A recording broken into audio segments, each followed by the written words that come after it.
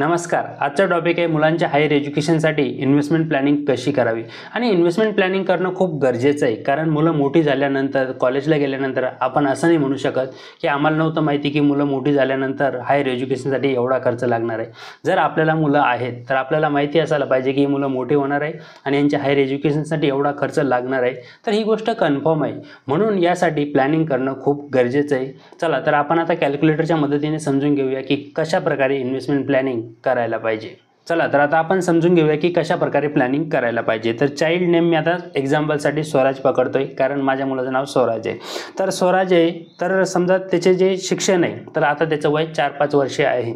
तर 4-5 वर्षाचा मुलगा आहे, तर त्याचं हायर एज्युकेशन आपण मानून चालतोय मी की अजून 14-15 वर्षानंतर येईल. तर आपण इथं 15 वर्षे मानून चालूया.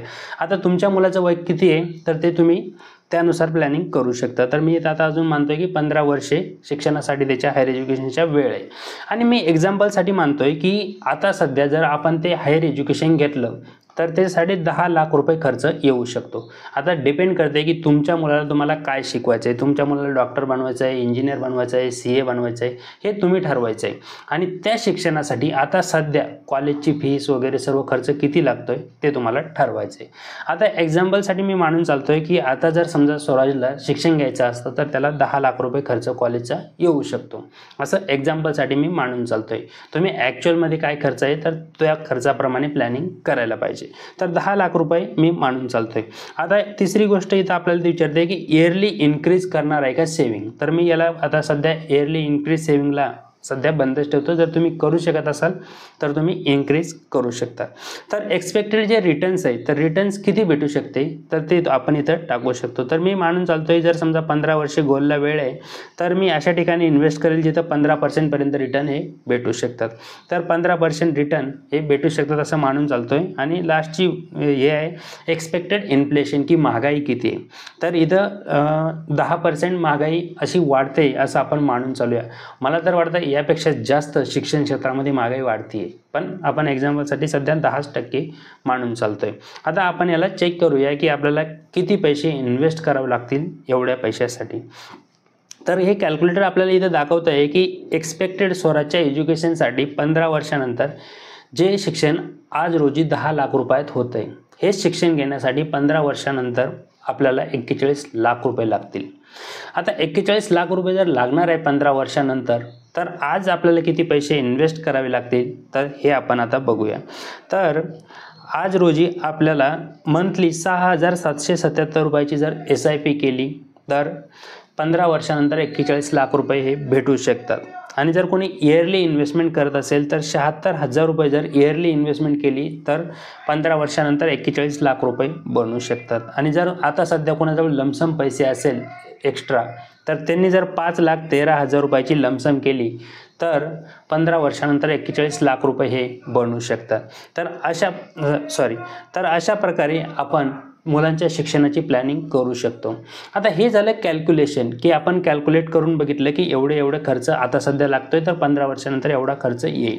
तुम्ही याच्यामध्ये चेंजेस पण करून बघू शकता की समजा जर जास्त वर्ष इन्व्हेस्टमेंट केली तर किती पैसे भेटतील. याच्यापेक्षा अजून तुम्ही रिटर्नवर बघू शकता की जर समजा 15% रिटर्न नाही भेटले, मला 12% रिटर्न भेटले तर मग मला किती इन्व्हेस्टमेंट करावे लागेल हे सुद्धा तुम्ही चेक करून बघू शकता.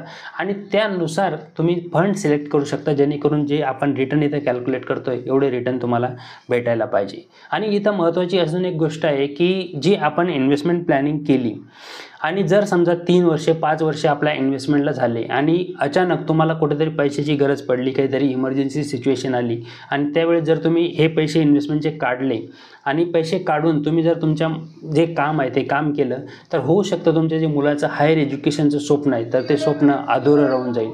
त्यामुळे या पैशाला जोपर्यंत तुमचं गोल तिथपर्यंत येत नाही या पैशाला हात लावू नका. नाही तर तुमच्या मुलाचं जे हायर एज्युकेशन स्वप्न आहे ते अधुरं राहू शकतं किंवा तुम्हाला वेळेवरती त्याच्यासाठी एज्युकेशन लोन घेण्याची गरज पडू शकते. म्हणून त्यासाठी जी इमर्जन्सी आहे त्यासाठी तुम्ही इमर्जन्सी फंड क्रिएट करून ठेवा. जो तुमचा 6 महिन्याचा खर्च आहे तेवढे पैसे बाजूला काढून ठेवा, जेणेकरून हे पैसे काढण्याची तुम्हाला वेळ पडणार नाही. त्या अजून तुम्ही एक करू शकता, हेल्थ इन्शुरन्स घेऊ शकता, लाईफ इन्शुरन्स घेऊन ठेवू शकता, जेणेकरून काहीही झालं तरी तुम्हाला हे पैसे काढण्याची वेळ आली नाही पाहिजे. आणि जर असं झालं, जर तुम्ही 15 वर्ष रेग्युलर इन्व्हेस्टमेंट केली तर तुमच्या मुलाचा जे हायर एज्युकेशनचा खर्च आहे तर तो इथून कंप्लीट होऊ शकतो. आणि आतापर्यंत जर तुम्ही माझा बोरिंग व्हिडिओ बघत असाल तर तुम्ही मुलाच्या शिक्षणाच्या बाबतीत खूप सिरियस आहात. ज्या सिरियसनेसने तुम्ही हा व्हिडिओ कंप्लीट बघितला त्याच प्रकारे तुम्ही तुमची इन्व्हेस्टमेंटसुद्धा करायला लवकर सुरुवात करा. कारण जेवढ्या लवकर तुम्ही गुंतवणुकीला सुरुवात कराल तेवढा आर्थिक भार तुमच्यावरती कमी पडेल.